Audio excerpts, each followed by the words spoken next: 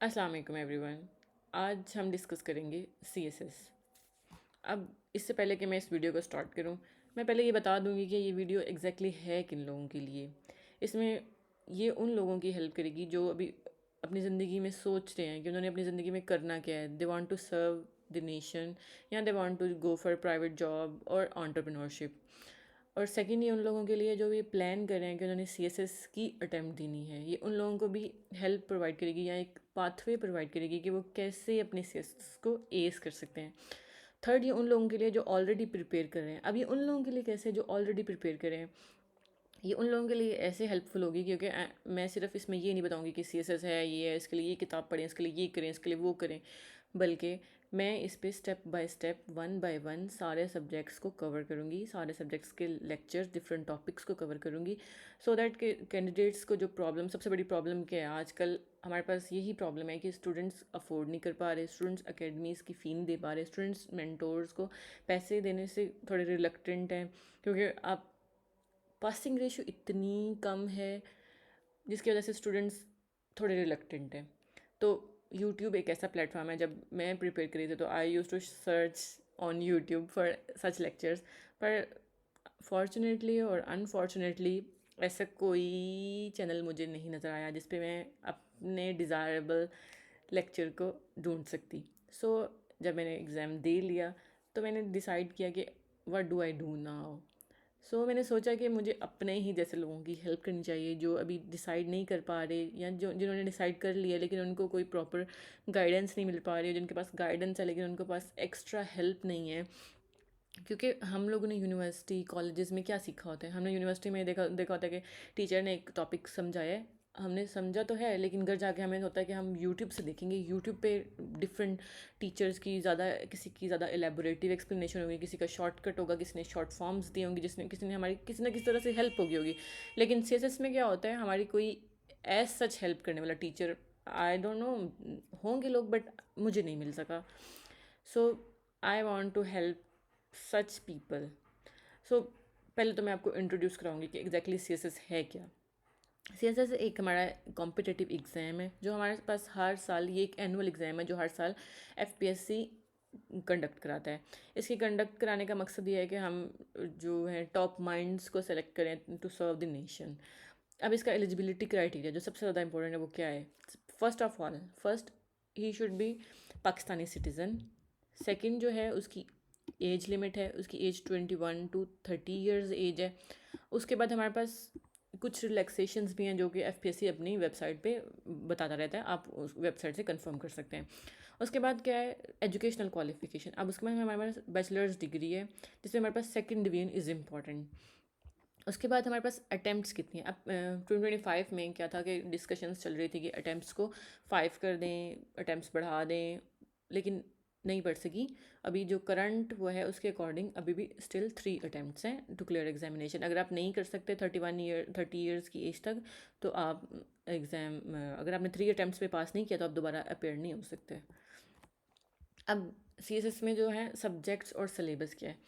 Subjects जो basically CSS में आपने 1200 मार्क्स पूरे करने होते हैं, इसमें 600 मार्क्स में तो आपके पास ऑप्शन नहीं है, वो आपके हैं कंपल्सरीज। अब कंपल्सरीज में जो है 6 सब्जेक्ट्स हैं।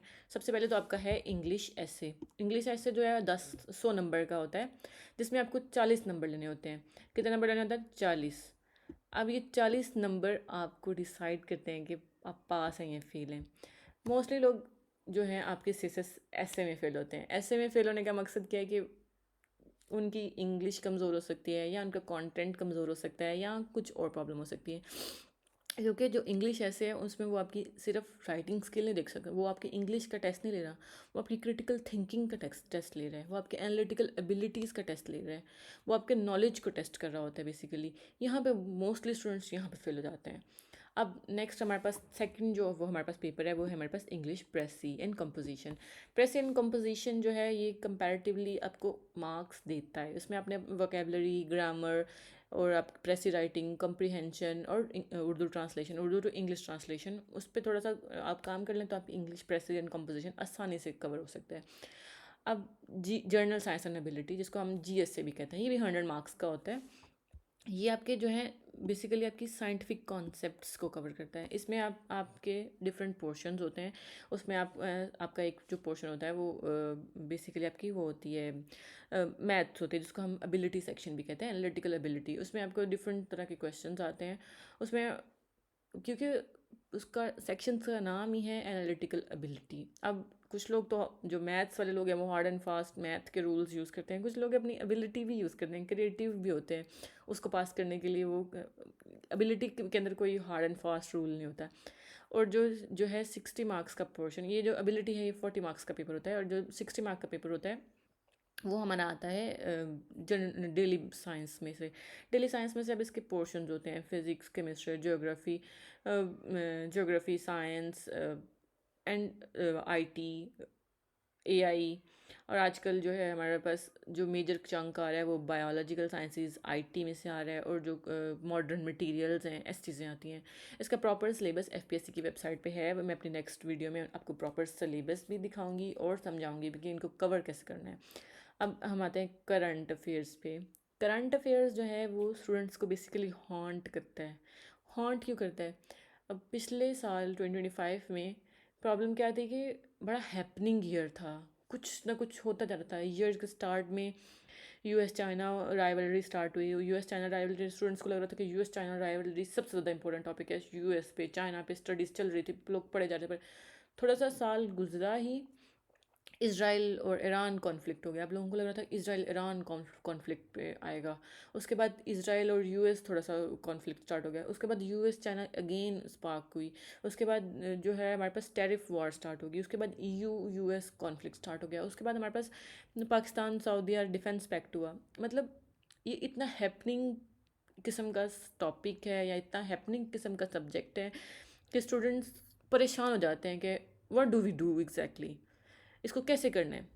इसको करने का भी एक तरीका है जो कि मैं आपको स्लोली स्लोली अपने लेक्चर्स में समझाऊंगी। अपने करंट अफेयर्स को कैसे टैकल करना है, जब आप समझ जाते हो तो करंट अफेयर्स बजाय आपको हॉन्ट करने के आपका मार्क्स गिविंग सब्जेक्ट बन जाता है। ये आपको 70-75 नंबर आराम से दे देता है। उसके बाद आता है आपका पाकिस्तान अफेयर्स। अब पाकिस्तान अफेयर्स इसके नाम से पता चल रहा है कि इसमें अपने पाकिस्तान को स्टडी करना हो। अब इसमें दो तरह की प्रॉब्लम्स आ जाती हैं। एक ये प्रॉब्लम आ जाती है कि स्टूडेंट्स पाकिस्तान अफेयर्स समझ के वो बचपन वाली पाकिस्तान हिस्ट्री याद करने लग जाते हैं। और दूसरा ये प्रॉब्लम आती है कि स्टूडेंट्स को लगता है कि पाकिस्तान अफेयर्स और करंट अफेयर्स में कोई ऐसा डिफरेंस नहीं है। अब जो सेकंड वाले हैं उसमें उनके लिए तो ये है कि पाकिस्तान अफेयर और करंट अफेयर में डिफरेंस क्यों नहीं है, कि जो करंट अफेयर्स का जब वो सिलेबस प्रिपेयर कर रहे होते हैं तो उनको चाहिए कि जो थोड़ा सा हर चीज़ को, अगर उन्होंने यूएस चाइना वॉर पढ़ी है या यूएस चाइना राइवलरी पढ़ी है तो उसको थोड़ा सा पाकिस्तान से लिंक कर लें। उसको देखें कि उसका पाकिस्तान पे क्या इम्पैक्ट आ रहा है, पाकिस्तान के गवर्नेंस स्ट्रक्चर पे क्या इम्पैक्ट आया, हमारी पॉलिटिक्स पे क्या इम्पैक्ट आया, हमारी इकोनॉमी पे क्या इम्पैक्ट आया, हमारे सोशल डायनामिक्स की वजह कैसे चेंज हुए हैं। तो आपका पाकिस्तान फिर भी प्रिपेयर हो गया। और जो लोग समझते हैं कि सिर्फ बचपन वाली मुतालिया पाकिस्तान है, ये उनके लिए ये है कि प्लीज़ आप एफपीएससी के वेबसाइट पे जाएं, आप सिलेबस को देखें और प्रॉपर पाकिस्तान अफेयर की तैयारी करें। और पिछले कुछ सालों से अगर हम एफपीएससी के ट्रेंड्स भी देखें तो 2021, 2022, 3, 4, 5, अब जो एग्जामिनर है वो पाकिस्तान अफेयर्स में हिस्ट्री से नहीं पूछता, वो पोस्ट 1947 से पूछता है, प्री पार्टीशन से नहीं पूछता। उसकी रीज़न ये है कि क्योंकि अब ये भी हो सकता है कि अगले साल जो है प्री पार्टीशन से मेजर चंक आ जाए, लेकिन आपको प्रिपेयर दोनों करने चाहिए। लेकिन मुझे लगता है कि आप अगर पोस्ट पार्टीशन भी करोगे तो आपका कवर हो जाएगा, क्योंकि अगर आप वो प्री पार्टीशन से सवाल आता है तो एक सवाल आएगा, मैक्सिमम दो आ जाएंगे, तो आपके पास चॉइस होती है, आप उसको लेट गो कर सकते हैं। अब आता है इस्लामिक स्टडी। एसए के बाद जो सबसे बड़ा फेलियर होता है वो होता है इस्लामिक स्टडीज़ पे। अब स्टूडेंट समझते हैं कि इस्लामिक स्टडीज़ में फ़ेल हो गए तो मतलब हमारा दीन ही कमज़ोर है। नहीं, ऐसी बात नहीं है। इस बात का जो जवाब है कि क्यों स्टूडेंट फेल हो रहे हैं इस्लामिक स्टडीज़ में, ये हमें मिलता है एफपीएससी के पास्ट पेपर्स में से। अगर आप 2025 का पास्ट पेपर देखेंगे तो उसमें आप एग्जैक्ट आपको मिलेगा कि उसमें उसने तो पूछा ही नहीं है कि इस्लाम क्या है, उसने तो कहा है कि प्रूव करें अल्लाह की एग्जिस्टेंस को विदाउट गिविंग, कि आप इस्लामी वो रेफरेंस देने के बजाय साइंटिफिक रेफरेंस से अल्लाह की एग्जिस्टेंस को प्रूव करें। अब ये क्या दिखाता है? अब ये दिखाता है कि shift in the paper pattern या shift in the examiner mindset. तो इसके लिए स्टूडेंट्स को क्या चाहिए? स्टूडेंट्स को चाहिए कि वो इस्लामियात को या इस्लामिक स्टडीज़ को एक वो ना मुसलमान सब्जेक्ट समझ के इग्नोर ना करें, बल्कि इसको प्रॉपर बाकी सब्जेक्ट्स की तरह इस पर भी एफर्ट पुट करें, इसको भी प्रॉपर ब्रेनस्टॉर्मिंग करें, इस पर सोचें, इस पर पेपर्स पढ़ें, इसके डिफरेंट ऑथर्स स्कॉलर्स को फॉलो करें, ताकि वो प्रॉपर इस्लामिक स्टडीज़ का पेपर प्रिपेयर करें, उसको अटैम्प्ट करें। अब जो नेक्स्ट हमारे पास सेक्शन है, जो अगले 600 नंबर हैं, ये तो हमारे 600 मार्क्स होगी।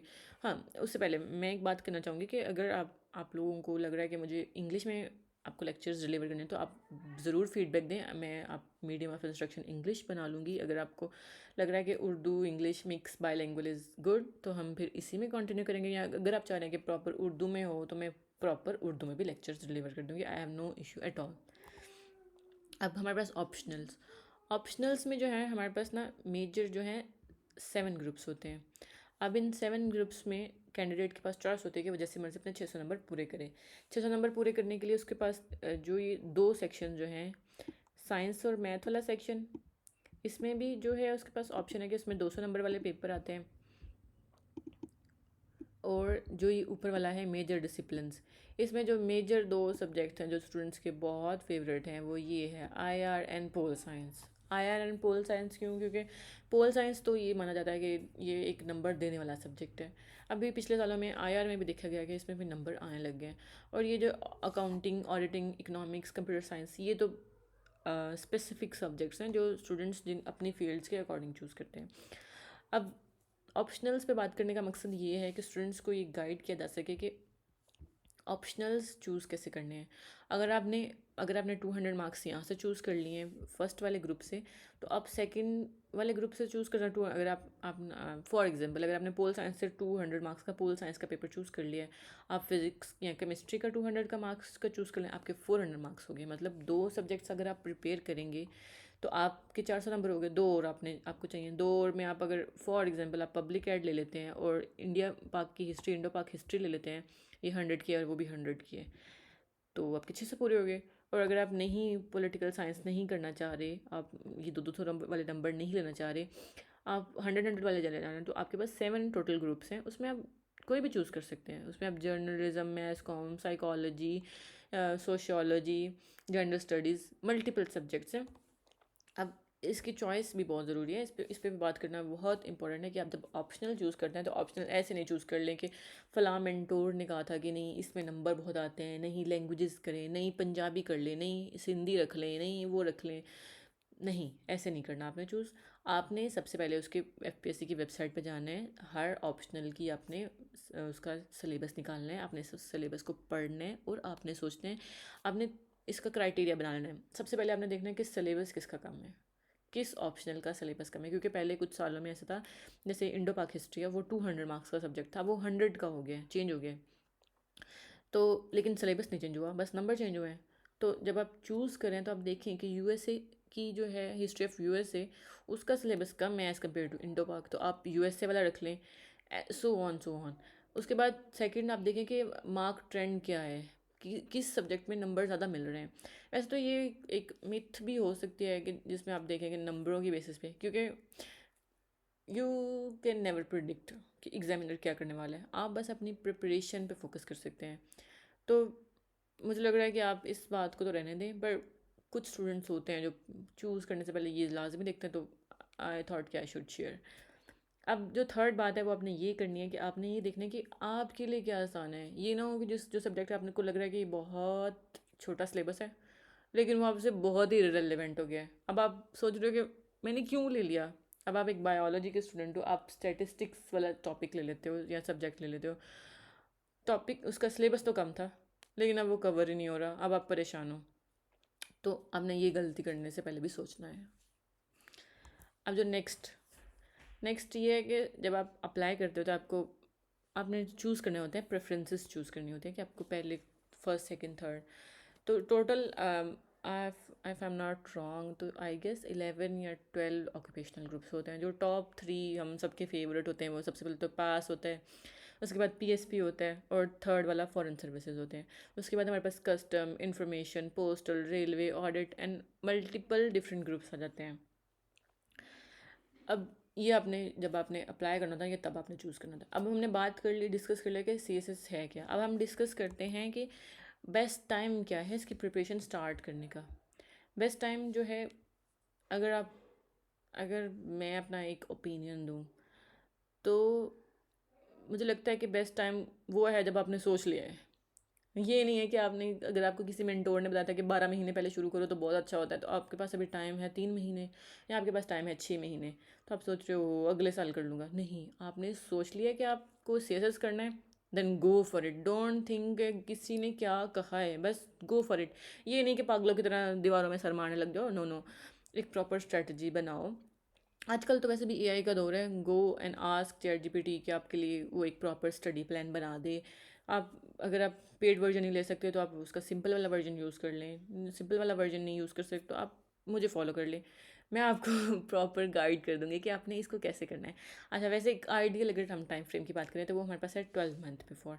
अब 12 मंथ बिफोर क्यों मैंने कहा है, उसमें क्या है, आप 12 मंथ बिफोर में आप सबसे पहले तो आप क्या करें, अपने कंपल्सरीज़ को करना शुरू करें। कंपल्सरीज़ क्यों, स्टूडेंट्स क्या करते हैं, वो सोच देखते हैं कंपल्सरीज जो है बस उनमें पास होते हैं बच्चे, और जो है ऑप्शनल्स हैं उनमें नंबर आते हैं। तो स्टूडेंट्स क्या करते हैं, वो पूरा फोकस अपना उस पर ऑप्शनल्स पे कर देते हैं, कंपल्सरीज को इग्नोर कर देते हैं कि ये लास्ट पे करेंगे, करंट अफेयर का सिलेबस बहुत है, इसके नोट्स बनाने में बहुत टाइम वेस्ट होगा, ये आखिर पे करेंगे। नहीं नहीं, ऐसे नहीं करना आपने। सबसे पहले आपने पूरा का पूरा एक रीड करना है, अपने पूरे के पूरे सिलेबस को गो थ्रू करना है, उसके नोट्स प्रिपेयर कर लेने हैं कंपल्सरीज के। चाहे आप उसको रिवीजन ना करें, आप एक दफ़ा पूरा गो थ्रू कर लें। ये मैं क्यों कह रही हूँ, ये इसलिए कह रही हूँ क्योंकि जो आपके कंपल्सरीज होते हैं वो आपके बेसिक कॉन्सेप्ट्स वही क्लियर करते हैं। वही आपको बताते हैं कि कैपिटलिज्म क्या था, सोशलिज्म क्या था, आइडलिज्म क्या था, रियलिज्म क्या था। ये सब आपको कंपल्सरीज बताते हैं। ये आपको इन्वायरमेंटल साइंसेज नहीं बताएगा। अब जब आप इन्वायरमेंटल साइंसेज प्रिपेयर कर रहे हो अपने करंट अफेयर और पाक अफेयर, या अपने इंग्लिश ऐसे को छोड़ के, तो आई थिंक वो आपके पेपर में भी दिख जाएगा। तो इसलिए सबसे पहले आप अपने कंपल्सरीज को लें, चाहे आपके पास 2 महीने का टाइम है, आप कंपल्सरीज को पकड़े सबसे पहले। अब इनको पकड़ना एक और वजह से भी आसान ज़रूरी है, और उसका वो है, इसमें उसका जवाब कि क्यों ज़रूरी है। ये जो भाई साहब हैं एमपीटी, इसमें भी बहुत ज़रूरी है।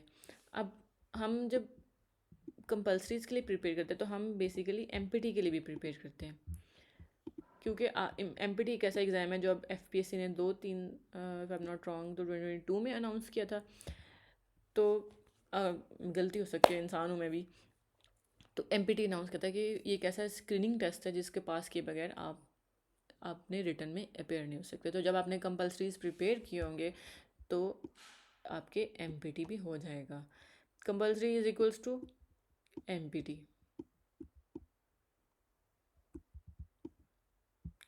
थोड़ी मेरी गंदी राइटिंग को इग्नोर कीजिएगा, आप बस मेरी बात को फॉलो कीजिएगा। अच्छा, अब आपने 12 महीने पहले शुरू कर लिया। अब आपने 8-9 मंथ्स बिफोर आपने क्या करना है, अपने आपके सारे सिलेबस कवर हो गए होंगे। अब जब आपके पास 4 से 5 महीने रह गए हैं तो आपने क्या करना है, अपने रिवीजन्स को स्टार्ट करना है। रिवीजन सबसे ज़्यादा ज़रूरी है। मतलब आप पूरा सब्जेक्ट कवर तो कर सकते हैं, जब आप पेपर में बैठे हो ना तो आपको रिवीजन वाली बात याद आती है। जब आपने एक दफ़ा पढ़ा आपको भूल गया, दूसरी दफ़ा आपने दोबारा से पढ़ा, तीसरी दफ़ा आपने दोबारा से पढ़ा, उसमें गलती हुई, चौथी दफ़ा आपने पढ़ा तो आपको याद हो गया वो। और अगर आपको वो याद नहीं भी है तो जब आप पेपर में बैठते हैं ना तो इट कम्स टू यू, वो आपके ब्रेन आप खुद ही वो सारी मेमोरीज और हर बात को सामने लेके आता है। आपको समझ भी नहीं आता आपके पास नॉलेज कहाँ कहाँ से निकल के आ रहा है। फोर्थ, जब आपके पास 2 से 3 महीने रह जाते हैं तो आपने फुल लेंथ मॉक टेस्ट देना होता है। अब ये 2 से 3 महीने कब आपने डिसाइड करना है, इसका सबसे बेहतरीन चेक पॉइंट है एमपीटी। एमपीटी जो होता है अराउंड नवंबर दिसंबर में होता है। नवंबर में, इस 2025 में, ये नवंबर में कंडक्ट हुआ है if I am not wrong. तो आप एमपीटी के जब अप्लाई करते हो तो आप नवंबर, अक्टूबर नवंबर में आप जब अपेयर होते हो तो इसका रिज़ल्ट आपको तो वैसे फ़ौरन पता चल जाता है कि आप व्हाट यू डिड, क्योंकि वो आपके पास एक जो शीट आती है उसमें आप आके क्रॉस चेक करते हो जब आप FPSC आंसर्स अपलोड करते हैं, आपको पता चल जाता है आपने पास हुए या फेल हुए। अब जैसे ही आपका MPT हो गया तो आप मॉक्स के लिए भी रहना शुरू हो जाओ। अब मॉक्स देना क्यों ज़रूरी है? मॉक्स देना इसलिए ज़रूरी है कि आपकी एक दफ़ा आपको पता चल जाता है कि एग्जामिनेशन सेंटर में बैठ के कैसे फ़ील होता है। मुझे याद है जब मेरा था एग्ज़ाम था, जब फर्स्ट डे ऐसे में मैं जाके बैठी थी अपना एग्ज़ाम देने, तो मैं इतनी ओवरवेलम फील करी थी कि आई स्टार्टेड क्राइंग। ऐसे से पहले मैं पूरा रोने लगी उधर सेंटर में बैठ के। अब ओवरवेलम क्यों फील करी थी? इसलिए नहीं फील करी थी कि मुझे आता नहीं था, इसलिए नहीं फील करी थी कि मुझे डर लग रहा था, इसलिए नहीं फील करी थी कि मुझे रोने का वो था। मैंने रोना इसलिए शुरू कर दिया कि मुझे लग रहा था कि ओ, ये वो दिन था, ये वो जगह थी जहाँ बैठने के लिए मैंने पूरा साल प्रिपरेशन की, तंग हुई, हर चीज़ को छोड़ दिया, हर किसी से मिलना छोड़ दिया, कुछ किसी कोई इवेंट नहीं अटेंड किया, कुछ भी नहीं किया। ये वो जगह थी। आई वॉज सो ओवरवेल्म्ड, मैं पूरा 10 मिनट रोती रही। देन आई थॉट कि अगर मैं रोती रहूँगी तो पेपर कौन अटेम्प्ट करेगा। Then I try talking to myself, मैंने खुद को कंपोज किया। फिर आहिस्ता आहिस्ता स्लोली स्लोली मैं नॉर्मल सेल्फ पे वापस आई, और साथ फिर मैं अपने कैंडीज़ और चॉकलेट्स और जूस लेके गई हुई थी, तो मैंने थोड़ा सा खाया पिया, तो आई फेल्ट बेटर। शेयर करने का मकसद ये है कि मॉक्स बहुत ज़रूरी है, और इमोशनल होना भी नॉर्मल बात है, इसमें परेशानी वाली बात नहीं है। Just try to take it as something normal. ये नहीं कि मुझे रोना आ गया तो अब अपने सर पे सवार कर लेना है और अपने वो खुद को एग्ज़ाम से निकाल के रोने पे फोकस करें। नहीं, come back to your exam और फोकस कि आपने लिखना भी है, आपने पास भी करना है इसको। अब एग्ज़ाम स्ट्रक्चर क्या होता है? अब एग्जैक्टली होता क्या है? MPT जो होता है, MPT बेसिकली अराउंड 100 मार्क्स का होता है, आई बिलीव। उसमें आपने नहीं, 200 मार्क्स का होता है, उसमें आपने 60 मार्क्स लेने होते हैं और आपके वो पासिंग मार्क्स होते हैं। आई कैन बी रॉन्ग, मुझे एग्जैक्ट अब मेरे बिल्कुल माइंड स्किप हो गया कि MPT के एग्जैक्ट कितने मार्क्स थे। जब आपने ये MCQ टेस्ट पास कर लिया, इसका रिजल्ट दिसंबर में अनाउंस होता है, आपकी एलिजिबिलिटी आ जाती है, उसके बाद आपने रिटर्न एग्जामिनेशन के लिए अप्लाई करना है। जैसे ही आप रिटर्न एग्जामिनेशन के लिए अप्लाई करते हो तो आपने ऑप्शनल्स चूज़ करना है। ऑप्शनल आप पहले से चूज़ कर, जब आपने तैयारी स्टार्ट की आप चूज़ कर चुके होते हो, लेकिन उसमें कुछ सब्जेक्ट्स होते हैं जो आपने बड़ा ध्यान से करने होते हैं। जैसे हमारे पास सबसे बेहतरीन एग्जाम्पल है public administration and business administration. बहुत सारे लोगों में ये गलती करते हैं, जब आप पब्लिक एड चूज़ करते हैं तो आप बिजनेस एड चूज़ कर लेते हैं, क्योंकि पता नहीं चलता उनको गलती से चिंग। और एक जो गलती मैंने खुद भी की थी, वो अपने जियोग्राफी और एक और सब्जेक्ट था, अब मेरे माइंड से निकल गया, जियोग्राफी और जी से ही था वो भी। ऐसे मिलते जुलते सब्जेक्ट्स होते हैं, इनको बड़ा ध्यान से चूज़ करना होता है आपने। उसके बाद आपका होता है, जब आपने रिटर्न भी पास कर लिया, आपने MPT पास किया, आपने रिटर्न पास किया, उसके बाद आपका होगा मेडिकल टेस्ट। मेडिकल टेस्ट के बाद आपका होगा साइकोलॉजिकल टेस्ट, उसके बाद आपका इंटरव्यू, और फिर आपकी एलोकेशन और फाइनल मेरिट लिस्ट। अब इस सब तक पहुंचने के लिए आपको क्या चाहिए? आपको एक स्ट्रेटजी चाहिए, और वो स्ट्रेटजी आप ख़ुद भी बना सकते हैं, आप किसी की भी फॉलो कर सकते हैं। वैसे आई विल रिकमेंड कि आप खुद करें, आप खुद कोशिश करें। आप एक दफ़ा फेल होंगे, आप एक दिन, एक हफ़्ता आप एक तरीके से पढ़ें कि मैं आज 12 घंटे पूरे दिन में पढ़ूंगा। अगर आपको लग रहा है कि 12 घंटे मेरे लिए कम है तो आप 16 घंटे स्टार्ट कर लें, आप 14 घंटे स्टार्ट कर लें। वैसे आई वुड नॉट रिकमेंड कि आप 16 घंटे 14 घंटे पे जाएं। मेरे लिए एक बैलेंस्ड प्रिपरेशन बहुत ज़रूरी है। अगर आप 8 घंटे पढ़ रहे हैं तो आपके लिए काफ़ी है, लेकिन मैं फिर कह रही हूँ कि ये आप पे है, आप एक्सपेरिमेंट करें, आप देखें कि मेरा बेस्ट टाइम कौन सा पढ़ने का, मेरे बेस्ट आवर्स कौन से पढ़ने की, मैं किस किस तरह बैठ के पढ़ सकता हूँ। मैं अकेले बैठ के पढ़ सकता हूँ, मैं खामोशी में पढ़ सकता हूँ, मैं रात को पढ़ सकता हूँ। Whatever it is up to you कि आप अपनी प्रॉपर स्ट्रेटजी कैसे बनाते हैं। अब सबसे पहले क्या है, आपको अपनी फाउंडेशन डेवलप करनी। आपको अगर आप बायोलॉजी से हैं, या आप मेडिकल फील्ड से हैं, या आप इंजीनियरिंग से, जिस भी फील्ड से हैं, आपको जो एक CSS के लिए फाउंडेशन बिल्ड करना बहुत ज़रूरी है। वो क्या कहते हैं पेपर में, एग्जामिनर क्या कहता है कि आप CSS की लैंग्वेज में लिखें पेपर, IR की लैंग्वेज में IR को अटेम्प्ट करें, तो आपको वो लैंग्वेज सीखने में भी थोड़ा टाइम लगेगा। तो उसमें आप खुद को हफ्ता 2 हफ्ते दें। आपने ओवरवेलम नहीं होना कि आपको नई टर्म्स मिल रही हैं। अब आपको कैपिटलिज्म के बारे में नहीं पता, आपको सोशलिज्म के बारे में नहीं पता, आपको मोनार्की और आपको डेमोक्रेसी, इन चीज़ों के डिफरेंस नहीं पता। मतलब समझ तो है, लेकिन वो जो प्रॉपर टेक्निकल डिफरेंसेस हैं वो नहीं पता। इसमें ओवरवेलम होने की कोई बात नहीं है, कोई मसले वाला बात नहीं है। आप खुद को 1 हफ्ता 2 हफ्ते दें, आराम से अपने आप को सारे टर्म्स से फेमिलियराइज करें। आप टर्म्स को पढ़ें, आप देखें डिफरेंट टर्म्स को, आप उनको नोट करें, एक नोटबुक बना लें। उसमें आप मर्केंटाइलिज्म, रियलिज्म, आइडलिज्म, सोशलिज्म, इन सब टर्म्स के मतलब समझें, इनको समझें। और इनकी जो बेसिक वो है ना, जो बिल्कुल लेमैन वाली डेफिनेशन है वो भी याद करें, और जो टेक्निकल डेफिनेशन है वो भी याद करें। इससे आपकी एक स्ट्रॉन्ग फाउंडेशन डेवलप होगी। अब ये अपने फाउंडेशन बना लिया, अब आप अपना कंसिस्टेंट स्टडी स्केड्यूल बनाएं। ये नहीं कि आज से नहीं कल से पढ़ूंगा, कल से नहीं परसों से पढ़ूंगा, या आज मैंने बहुत पढ़ लिया है कल मैं रेस्ट करूंगा, या मैंने कल पढ़ा था आज रेस्ट करूंगा। ऐसा नहीं। अगर आपने सोच लिया कि मैंने दिन में 2 घंटे पढ़ना है, 10 नहीं, 12 नहीं, 8 नहीं, 4 नहीं, 2 घंटे पढ़ना है, तो वो 2 घंटे आपने पढ़ना है। आपको समझ आ रही है नहीं आ रही, बस आपने पढ़ना है। क्या होगा, एक दिन समझ नहीं आएगी, 2 दिन समझ नहीं आएगी, 3 दिन समझ नहीं आएगी, चौथे दिन ब्रेन भी समझ जाएगा भाई आई एम हेल्पलेस, मुझे इस पे इसकी बात माननी पड़ेगी, ये नहीं सुनेगा, ये नहीं सुनेगी। तो आपने उधर बैठ जाना है, बस अब मैं पढ़ूंगा। इससे क्या होता है कि आपका ब्रेन डेवलप इस तरह हो जाता है। अब वो मैं पोइट्री की एग्जांपल दूंगी इसमें, कि जब जो पोइट्स होते हैं वो क्या करते हैं कि उनको, कुछ लोग होते हैं ना जो उनको आमद होती है, तो वो जिस वक्त आमद हुई तो उस वक्त शेर लिखने लगे। कुछ लोग होते हैं जो खुद को ट्रेन भी करते हैं, एक स्पेसिफिक स्केड्यूल बना लेते हैं अपना, और एक टाइम पे बैठ जाते हैं, बस उस पर बैठे रहते हैं, सोचते रहते हैं। एक दिन नहीं आता शेर, 2 दिन नहीं आता शेर, 3 दिन नहीं आता शेर, स्लोली आमद होने लग जाती है। आपको पता चल जाता है कि आपके ब्रेन को पता चल जाता है कि इस टाइम मैंने ये काम करना है।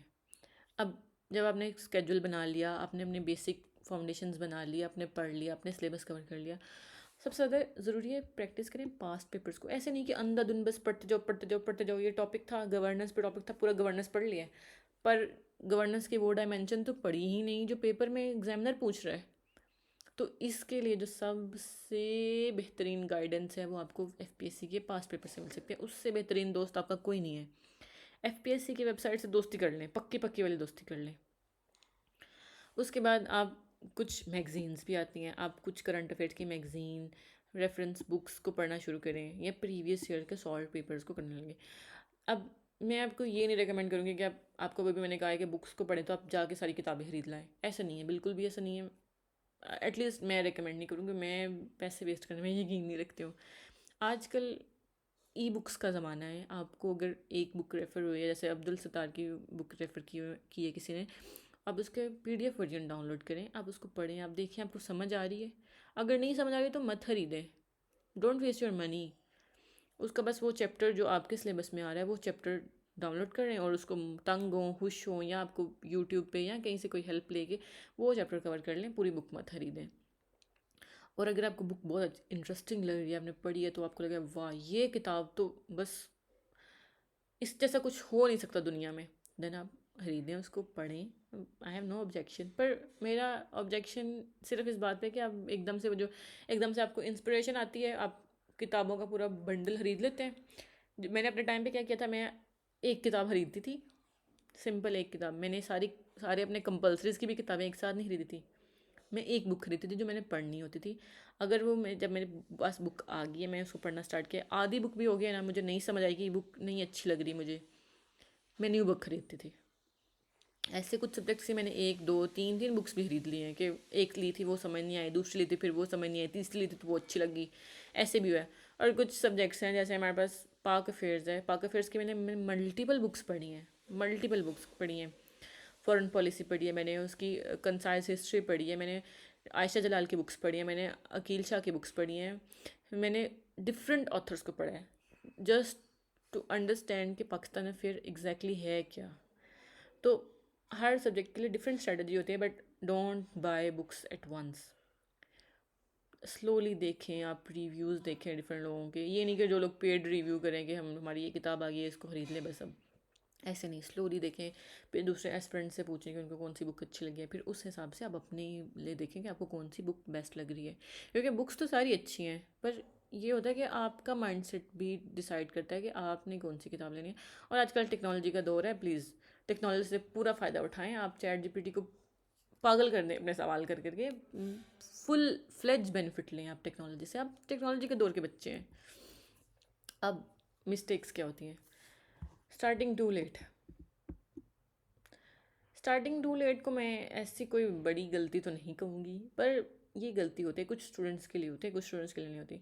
मेरे हिसाब से जो है वो 6 मंथ से तो कम नहीं होना। अब आज की वजह से मेरा नहीं ख्याल कि कोई भी स्टूडेंट 6 मंथ से कम टाइम CSS को देता होगा, क्योंकि आपका नवंबर में होता है, तो उससे पहले आपने अपनी अगस्त में कहीं रजिस्ट्रेशन कराई होती है, तो उसकी वजह से आपके माइंड में होता है और आप स्टार्ट कर लेते हैं प्रिपरेशन कि में तो पास करना है ना।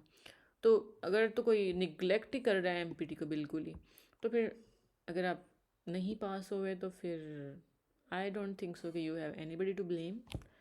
उसके बाद पुअर टाइम मैनेजमेंट। अब जैसे मैं कह रही हूँ कि आप टेक्नोलॉजी के दौर के बच्चे हैं, तो आप इंस्टाग्राम के दौर के भी बच्चे हैं। जब हम किताब बुक लैपटॉप खोलते हैं या अपना फ़ोन खोलते हैं टू सर्च के किसी एक चीज़ का मतलब देखने के लिए, तो ये जो खूबसूरत खूबसूरत आइकन्स होते हैं ना, ये हमें अपनी तरफ अटेंशन ग्रैब कर लेता है हमारी। तो हम किताब को छोड़ के इधर इंस्टाग्राम की तरफ कब चले जाते हैं हमें पता भी नहीं चलता। तो पुअर टाइम मैनेजमेंट से भी बचना है आपने। उसके बाद मैंने कहा था कि ऑप्शनल पे पूरा फोकस नहीं करना। इसका मतलब ये हरगिज़ नहीं कि आपने पूरा उसको इग्नोर ही कर देना है, क्योंकि जो आपके एक्चुअल नंबर है ना, वो ऑप्शनल से ही आपको मिलते हैं। आपको ऑप्शनल ही 100 नंबर दिलवाता है। अब 100 पूरे तो नहीं, मतलब मैक्स नंबर आप ऑप्शनल से ही करते हो। कंपलसरी तो आपको पास करना हो, वो होता है कि ये पास हो जाए, किसी तरह मेरी ऐसे से जान छूट जाए, ये होती है माइंड। और एक ऐसे अलावा लोग भी होते हैं हमारे पास जो समझते हैं कि वो लिखेंगे नहीं, पेपर में जाके उनको आमद होगी। आई स्टिल रिमेंबर, मैं जब एग्ज़ाम देने बैठी थी तो मेरे आगे एक खातून थी। वो उन्होंने क्या किया, वो जैसे ही एग्ज़ाम में आई तो उन्होंने अपने से आगे वाले के साथ बातें करना स्टार्ट कर दी। अब क्योंकि 40 मिनट पहले हम लोग गए हुए थे, दोनों आपस में डिस्कस करें, तो आई वॉज वंडरिंग कि ये आपस में क्या बातें कर रही हैं। मतलब इनको बहुत आता है कि क्या डिस्कस होता है ना पेपर से पहले आप फटाफट डिस्कस करते हो कि ये बता दो, वो बता दो, मुझे फलाने का क्या कोड था, फलाना वो क्या था, फिगर फैक्ट्स क्या थी, ऐसी चीज़ें आप डिस्कस करने लगते थे फटाफट। मुझे लगा इनको बहुत आता है कि आपस में फटाफट डिस्कस करिए कि लास्ट मोमेंट पे रिवीजन हो जाए। अब एग्ज़ाम शुरू होने में 10 मिनट रह गए हैं और मैं देखती हूँ कि वो खातून अपने सामान उठाती हैं और चली जाती हैं। आई थॉट कि वो वॉशरूम गई, क्योंकि वो अपना स्केल वहीं छोड़ गई थी। एग्ज़ाम स्टार्ट हो गया, एग्जामिनर कह रहा है ये कहाँ गई हैं, क्योंकि स्केल वहीं पड़ा था तो सबको लग रहा था वापस आएंगी। हमने कहा हमें तो नहीं पता। उन्होंने पता किया बाहर से गेट पे कि कोई बच्चा वॉशरूम तो नहीं गया। अब वॉशरूम भी नहीं वो बता के गई थी, तो वो चली गई। उन बाद में वो जो एग्ज़ाम के बाद वो वहीं थी, तो मैंने देखा उनको डिस्कस करते हुए, मैं उनसे मिली तो उनसे पूछा, मैंने कहा आप उठ के क्यों चली गई? तो उन्होंने बताया कि मैंने कभी लिखा ही नहीं, तो इसलिए मैं घबरा गई थी। तो ये इतनी लंबी कहानी सुनाने का ये मकसद है कि प्लीज़ प्रैक्टिस, प्लीज़ लिखें, कुछ लिखें, एक पैराग्राफ से शुरू करें। एक अगर आपने न्यूज़पेपर का एक आर्टिकल पढ़ा है, अगर आपने डॉन पढ़ा है, आप उसका थोड़ी सी उसकी प्रेस ही कर लें या उसके बारे में अपना ओपिनियन लिखें। और last but not the least, neglecting Dawn. अगर आप 2025 का पेपर देखते हैं तो आपको अंदाज़ा होता है सारा पेपर ओपिनियंस एडिटोरियल्स में से आया हुआ है, सारा वर्ड बाय वर्ड, हर तरह का पेपर उसके ओपिनियन से आया हुआ है। इवन ऐसे में भी बहुत सारे एडिटोरियल्स आए हुए हैं। तो never ever neglect Dawn. Vocabulary के लिए नहीं निगलेक्ट करना आपने, करंट अफेयर के लिए नहीं निगलेक्ट करना आपने, ऐसे के लिए नहीं निगलेक्ट करना। और अलावा बन के ये नहीं करना कि गलत फैक्ट्स और फिगर्स डाल दिए और डॉन का रेफरेंस दे दिया। नहीं, एग्जामिनर पागल नहीं है, उसको सब पता है। So don't neglect. अब इसमें टेक अवे क्या मिलता है? टेक अवे ये है कि आप अर्ली स्टार्ट करें, उसके बाद अपने कंपलसरी को सबसे पहले मास्टर करें, डायरेक्ट ऑप्शनल पे जंप नहीं करना। उसके बाद एमपीटी को क्लियर करें और बैलेंस करें अपनी सारी स्टडीज़ को। आप डिवाइड करें कि मैंने पहले 2 महीने कवर करना है, पूरा सिलेबस कवरेज, पर सब्जेक्ट 3 डेज़ 4 डेज़ 5 डेज़, जो आपके लिए, जो आपकी पेस। ये नहीं देखना कि हाँ फलां ने बताया था कि मैं 2 दिन बैठी थी, मैंने अपना पूरा का पूरा सिलेबस कवर कर लिया। नहीं नहीं, आप खुद को देखिए, उसको पता नहीं है उसने किया भी था कि नहीं किया था, या वो झूठ बोल रही है, या अच्छा उसने कर भी लिया था तो उसको शायद पहले से आता हो, या उसकी कोई बैकग्राउंड ऐसा हो। अब एक आईआर का बच्चा वो कहता है कि मैंने आईआर को एक दिन में पूरा कवर कर लिया था, और आप एक बायोलॉजी के स्टूडेंट हैं, यहाँ पर एक इंजीनियरिंग के स्टूडेंट हैं, आप कैसे आईआर को एक दिन में कर सकते हैं? तो please don't compare your self with others, compare your self with your self. वो कैसे? आप देखें कि मैं जब शुरू में स्टार्ट किया था मुझे कुछ भी नहीं आता था, अब मैं आहिस्ता आहिस्ता स्लोली ग्रो कर रहा हूँ। आप कछुए की चाल चलें, खरगोश बनने की कोशिश ना करें चाहे, पर चलते रहें प्लीज़। अब इनकरेज करने के लिए मुझे नहीं लगता कि कुछ कहने की ज़रूरत है। इसके लिए वो वालिदैन का एक जुमला काफ़ी होता है कि फ़लाँ के बच्चे ने मुकाबले का इम्तहान दिया था और आज वो डीएसपी लग गए। तो आई थिंक अब इस बारे में मैं कुछ नहीं कह सकती। आप भी अल्लाह पे यकीन रखें और अपने आप को डिस्करेज ना करें, खुद को इनकरेज करें और प्रिपरेशन स्टार्ट करें। अल्लाह आपके साथ है, और इंशाल्लाह मैं भी पूरी कोशिश करूँगी कि अपने इस चैनल के ज़रिए आप तक बेहतरीन कंटेंट, बेहतरीन लेक्चर्स प्रोवाइड करूँ। और आप लोगों का प्यार और आप लोगों के सब्सक्रिप्शंस और आप लोगों के कमेंट्स और आप लोगों के सजेशंस मेरे लिए बहुत अहम होंगे। प्लीज़ डोंट हेजिटेट, कुछ भी कमेंट करना हो प्लीज़ डू कमेंट, ताकि मुझे पता चले कि आपको किस चीज़ में हेल्प की ज़रूरत है और मैं उस पर काम कर सकूँ। अब सबसे ज़्यादा ज़रूरी है कि मैं बता दूँ कि आप क्यों इस चैनल पे आए हैं, आपने क्यों, मैंने या क्यों ये चैनल बनाया है। तो जब आप किसी भी एकेडमी में जाते हैं तो आपके पास सिर्फ जो कंपल्सरीज हैं उनकी फ़ी 1 लाख, 1 लाख 20, 1 लाख 30 ऐसे है। तो वाई नॉट यूट्यूब? हम यूट्यूब पे क्यों नहीं कुछ मिल रहा, क्यों नहीं प्रॉपर कोई गाइडेंस दे रहा? तो ये सोच के मैंने सब स्टूडेंट्स एस्पिरेंट्स की हेल्प करने के लिए मैंने ये चैनल बनाया है। उसमें मैं आपको step by step road map provide करूँगी। मैं 1 बाय 1 सारे सब्जेक्ट्स को कवर करूँगी। मैं 1 बाय 1 उनके लेक्चर्स दूँगी आपको। उस पर टिप्स, गाइडेंस, बुक्स और रिसोर्सेज भी प्रोवाइड करूँगी, और कोशिश करूँगी कि आपको जो जितने भी ये वो है हमारे पास बुक्स हैं उनके जो चैप्टर्स जैसे मैं कह रही हूँ उनको मैं सब्सक्रिप्शन में डिस्क्रिप्शन बॉक्स में मैं आपको उसको लिंक्स दे दूँ, या वो टॉपिक ही दे दूँ, समथिंग लाइक दैट। आपको रिसोर्सेज या आपको नोट्स भी साथ प्रोवाइड करूँ। And I guess thank you very much. अल्लाह हाफिज़। और अपनी दुआ में मुझे याद रखिएगा और दुआ कीजिएगा कि अल्लाह मुझे हिम्मत और हौसला दे, मैं अपनी इस जर्नी को कंटिन्यू कर सकूँ। Thank you. अल्लाह हाफिज़।